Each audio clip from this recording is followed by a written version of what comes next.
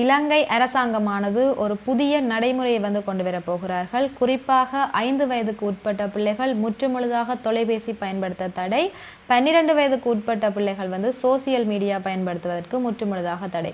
குறிப்பாக இந்த Facebook, Instagram, TikTok போன்றவை அதில் பெரும்பாலும் அடங்கும். இந்த தகவலை முடிந்த அளவு பகிர்ந்து கொள்ளுங்கள், அனைவரும் தெரிந்து கொள்ளட்டும்.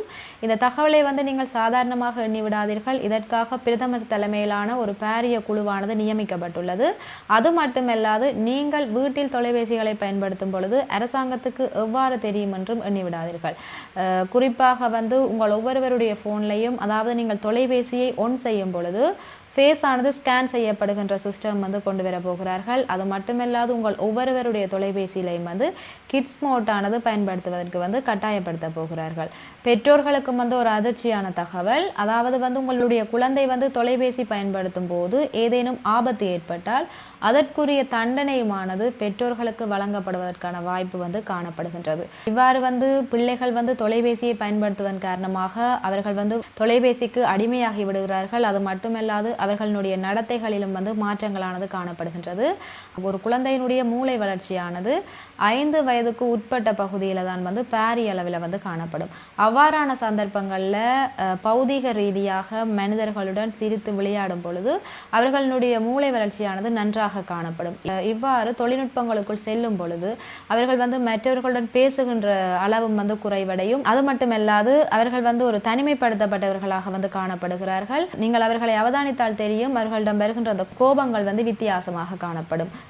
காலப்போக்கில் இவ்வாறு 12 வயதுக்கு உட்பட்ட பிள்ளைகள் இந்த தொலைபேசியினால் அதிக மன அழுத்தத்துக்கு உள்ளாகுவது கண்டறியப்பட்டுள்ளது. அது மட்டுமல்லாது இந்த சோசியல் மீடியாக்களை பயன்படுத்துவதன் காரணமாக தேவையற்ற விடயங்களுக்குள் அவர்கள் சிக்குகின்றார்கள். குறிப்பாக தற்காலங்களில் அதிகமாக காணப்படுற இந்த ஆன்லைன் கேம்ஸ், அவ்வாறானவற்றில் நிதி மோசடிகளும் இடம்பெற்று கொண்டு வருகின்றது. இவற்றுக்குள் அவர்கள் சிக்கப்படுகிறார்கள். குறிப்பாக ஜாழ்ப்பாணத்திலும் ஒரு இளைஞன் இவ்வாறு இந்த ஆன்லைன் கேமுக்கு அடிமையாகி தற்கொலை செய்து கொண்டிருக்கிறார். இவ்வாறான சந்தர்ப்பங்கள் காணப்படுவதனால் இவற்றினை அரசாங்கமானது தற்பொழுது நடைமுறைப்படுத்துகின்றது. இது உங்களுடைய பிள்ளைக்கான தடை அல்ல, அவர்களுடைய பாதுகாப்பு வேலி. இதை மட்டும் நீங்கள் புரிந்து கொள்ளுங்கள். இவ்வாறு அரசாங்கமானது நடைமுறைப்படுத்துவது உங்களுடைய பிள்ளைகளுக்கு முற்று முழுதாக நன்மையை விளைவிக்கும். எதிர்காலத்தில் அவர்கள் தேக ஆரோக்கியத்துடன் இவ்வாறான உள ரீதியான பாதிப்புகள் இல்லாமல் அவர்கள் ஒரு சிறந்த பிள்ளைகளாக உருவாகுவதற்கு அரசாங்கமானது இந்த தீர்மானத்தை எடுத்துள்ளது.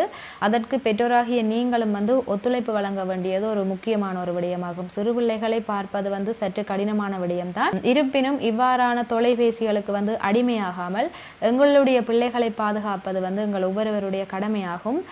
உங்களுடைய கருத்து பதிவுகளையும் இந்த காணொளியில் தெரிவியுங்கள். அதாவது அரசாங்கமானது இந்த முடிவினை எடுத்தது சரியானதா தவறானதா, அதற்கு நீங்களும் ஒத்துழைப்பு வழங்குவீர்களா? நன்றி சொந்தங்களே, மீண்டும் ஒரு காணொளியில் இணைந்து கொள்வோம். முடிந்த அளவு இந்த தகவலை பகிர்ந்து கொள்ளுங்கள்.